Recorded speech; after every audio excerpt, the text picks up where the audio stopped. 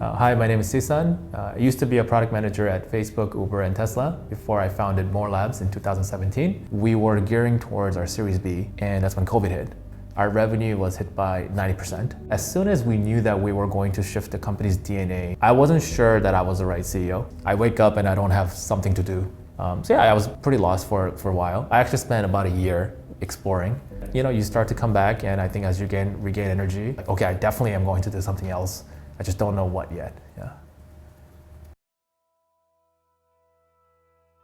Working on a startup and not working on it gives you so much time that you can possibly do to fill it up. Like, I'm doing all this travel, I'm filling on my friends, but I have so many time in my day. So I just started reading a lot of random things. I actually went down my rabbit hole of reading about nuclear energy and climate change. I thought I was gonna do something there. It's just like at some point as your mind clears, because I think there are type of activities in life where it gives you so much energy that you look forward to it. You want to just like wake up in the morning and just go. And so I wanted to do more of these high energy activities. I just didn't know what was the thing that gave me the most energy until I realized my default mode sort of joy was to just be around with people I really liked, but people that I consider like trailblazers, just like really smart, ambitious, crazy. They're just so passionate at what they do that just being with them gave me all that energy. And I wanted to do something with these trailblazers. And so just naturally, all these quote-unquote trailblazers that I'm spending time with were always talking about crypto and Web3. So it was like a natural progression because I didn't care about it, but everyone's talking about it. It's like, okay, what is crypto? Like, let me learn.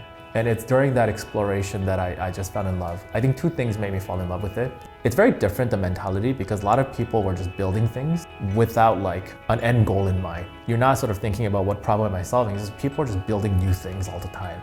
The second thing for me in terms of a aha moment was seeing how fast crypto communities like merge was something that was never heard of in the regular sort of technology industry. As a PM building products, you always sort of want to build like network effect. Network effect is so powerful because when you get enough escape velocity of users, magical things happen. Like the value just goes higher and higher for every user. The difficulty is like, how do you get that initial hurdle of users on board? Because it's really hard. And so you have to think about all these like incentive mechanisms. Like how do you do referrals? How do you prevent people to churn? And then you look at crypto, they're doing that 100 times faster, 100 times easier. Why? Because you're just issuing them these tokens. And so at first I thought this must be a hack, until you realize, no, actually this is like a new paradigm of opening up an ownership economy. It almost reminded me of when I was at Uber launching Uber in Southeast Asia. How could we sort of onboard more drivers? If we could give them stocks, that would have been fantastic because it's the perfect incentives. It was infeasible to give stock at the current sort of modern financial and legal infrastructure.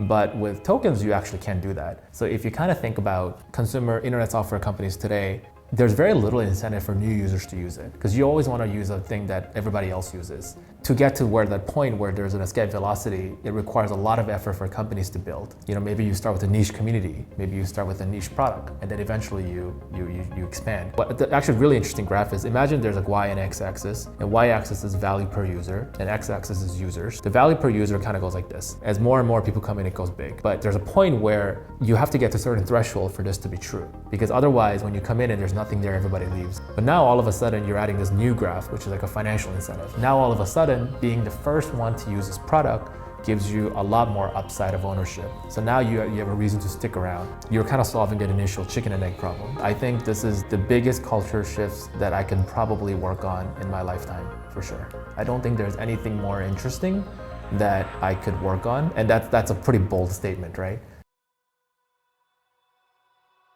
2017 is when I started More Lab. That's actually when a lot of people got into crypto. Not like the first wave of Bitcoin traders, but like people that wanted to build applications on top of like Ethereum. I just remember I just like ignored all of them. It's like, whatever. And I'm busy, right? I'm building more labs.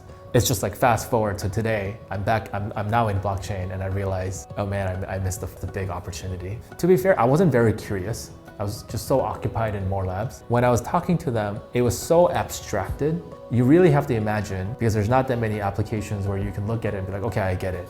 And as the idea for Ramper was coming together, there was like this small group of folks that I worked on previous projects with, like the NFT project, where it made a natural sense to sort of have that team progress towards building this. While I was simultaneously hammering down this idea, I had to find co-founders. I think just because everybody I met, even to that date of Web3, was all online first, which I think is very unnatural in many industries, but in Web3 it was very natural. And found two folks that through the network where they were very interested, they wanted to start a company.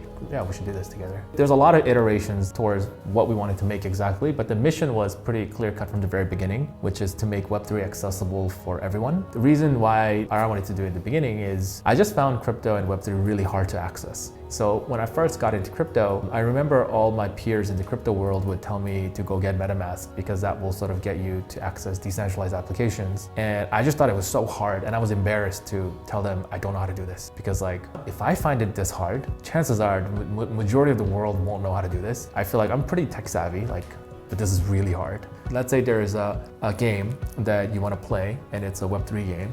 You have to log in with a wallet. The most famous one or most widely used one in Ethereum is MetaMask. Then you have to get the wallet, which means you have to go download it. Then you have to go install it and create a login account. Then you come back and you download a browser extension because right now that's the main sort of method for authenticating into blockchain. And now you're ready to log in. And so even just there, I think for most people would have been lost. And because psychologically it's also very scary because your money is associated with it. We think this is a universal problem that every decentralized applications will have. And so why don't we provide this at the infrastructure level? What we're doing is actually handling a user's wallets. And a wallet is nothing other than key management. And so we are effectively a key management provider. You don't need to know that this is crypto or blockchain. It's just like a regular mobile app. You can go in, you can download, and you can use it. But there's tokenomics, there's blockchain behind the scenes, but from a user interface, it's very simple. So if you actually extrapolate historical trends of any type of technology and consumer adoption, every year things just get faster and faster and faster. When Facebook reached, I think 100 million MAUs or 1 billion MAUs, I remember at the time it was really fast. That same milestone that other companies like TikTok or Snapchat achieves is way shorter. So now we're just compressing things. So I think it's really important to know that we shouldn't be looking at Web3 and where it is today versus where it could go, looking at historical data. It's gonna be fastest thing that happened before. And that speed is because so exponential that it's so difficult to make sense of it. But I think that's the power of the internet that, hey, this whole thing could just be in front of our eyes in 5 years. So I just generally think that things are going to happen way faster than we probably predict. And for that reason, I'm pretty excited. I don't know exactly when. Right now, we look at the user flow and we say, there's 10 things you have to do just to become eligible to use this thing. And we try to eliminate those 10 steps so that our goal is when an application uses Ramper, it becomes indistinguishable between theirs versus non-blockchain application. I don't think users actually care whether it's blockchain or not. Your goal is to build products people like or love. And so in our case, because we're building a developer tool, whether our developers really like it or not is basically what's going to make or break us. Before you run out of money, a company that can try 10 different things and figure out what works is probably going to have a far higher probability of success. And so I'm sure our first version, we're going to get a lot of feedback from developers that actually it's hey, this is not that interesting, but can we learn quickly? Okay, where's the gap and how fast can we push out? I really believe in high risk, high reward. If you want a high reward, then it's inevitable that you will have to take risks. And part of that risk is doing things that are very difficult with a high uncertainty. Did you know that the risk of failure is high? It's basically the same even if you open up a sandwich shop in Gangnam versus blockchain infrastructure for the next billion. And did you know that you're gonna hustle and work equally hard if you open up a sandwich shop or do this? If it's gonna be crazy hard work and crazy high risk, why don't you just do something that's gonna give you crazy high upside? I didn't want to do something unless it was very deliberate and intentional. More Labs was not deliberate. It was just, it kind of happened, it was really fun and you did it. I didn't want to basically do this for 4 years and come to the same decision, right? Hey, this isn't for me. And so part of that deliberate decision making was, what's probably the craziest thing that I can work on where if it works, this is pretty much my life's work. But if it doesn't work, at least this is the most ambitious thing I could have done. Because part of attracting really smart trailblazers is your goal has to be so ambitious, right? Because really smart people and ambitious people want to do crazy things that's very unlikely to manifest itself. For us, building this at an infrastructure level and expecting developer mindshare across all dApps is that's pretty bold and it's really hard. But if we get it right, that's probably huge upside. And I think generally trailblazers are attracted by companies with insane ambitions and mission that attract like-minded folks. And building a company as a vehicle to attract these people was the most efficient way to doing it. I think entrepreneurship is just solving problems that haven't been fully solved before. It comes down to what we discussed before, which is, great things are never built by people who knew how to do it all along. It's built by people who had the resilience and grit to just try, fail, learn, and iterate. I think that's the most important lesson that I learned in my career. And I think there's nothing more capturing that definition than probably entrepreneurship.